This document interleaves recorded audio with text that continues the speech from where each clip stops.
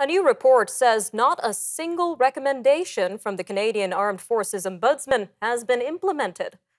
Gregory is criticizing the military's treatment of ill and injured reservists and Canadian Rangers. He says the organization is failing to deal with issues plaguing Canada's part-time soldiers. Well, this comes as many reservists are being called upon for national and international missions amid staffing shortages in the military.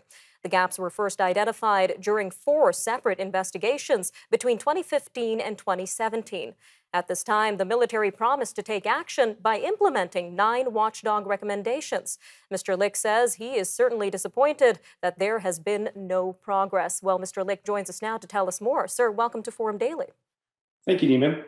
So we mentioned you're criticizing the treatment of ill and injured reservists and Canadian Rangers in particular. So can you tell us a little bit more about this treatment and how it's impacting the well-being of part-time soldiers in Canada?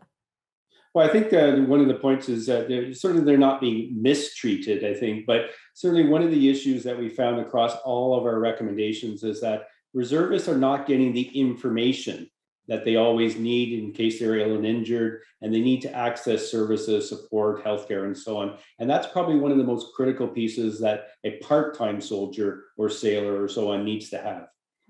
And considering that not a single one of these recommendations out of 4 reports have been fully implemented over the past 5+ years, what kind of response or reasoning did you get from CAF regarding this?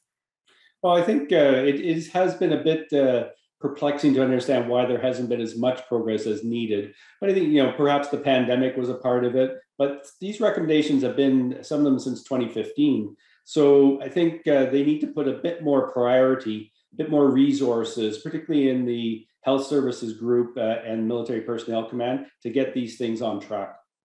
And what is the response following your recent progress report on Monday? Well, I met with the minister yesterday. We talked about this, and she is going to talk with the CDS, the Chief of Defense Staff, to see what's going on and perhaps to look at how we can progress these. We have to get the foundation correct so that they can build upon and reconstitute the forces with reservists and even regular force as well. Now, meanwhile, the military itself is dealing with a shortage of personnel. So how would the implementation of these 9 recommendations help with this issue in particular? Well, as I said, if you get the foundation correct, you can build upon it. So having a proper care, proper services for reservists will allow the Canadian Armed Forces to reconstitute better. And in the case of a shortage of regular force personnel, reservists are filling many of those spots. And also domestic operations are increasing as well. So if the provinces and territories want to have more services in climate change, floods, fires, and so on, they need a reserve force right now too as well. And these recommendations will help build and retain personnel within the reserve force. And on that note, just how reliant are we on our part-time soldiers amid this staffing shortage, sir?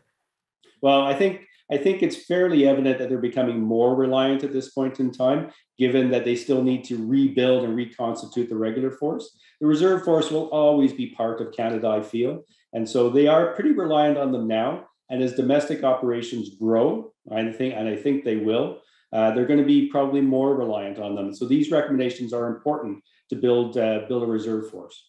All right, Mr. Lick. Well, out of these 9 recommendations from your office, are there any that stand out to you as the most urgent right now?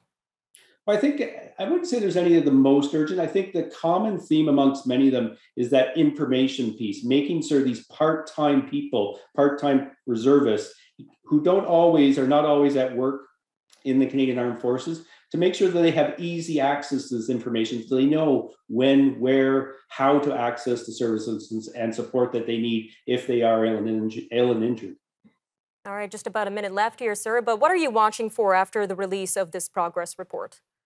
Well, certainly there is some of these recommendations which are partially implemented. We are monitoring them with the various environmental commanders and military personnel command to make sure and keep heat and light on the department so that they are implementing what they said they would implement.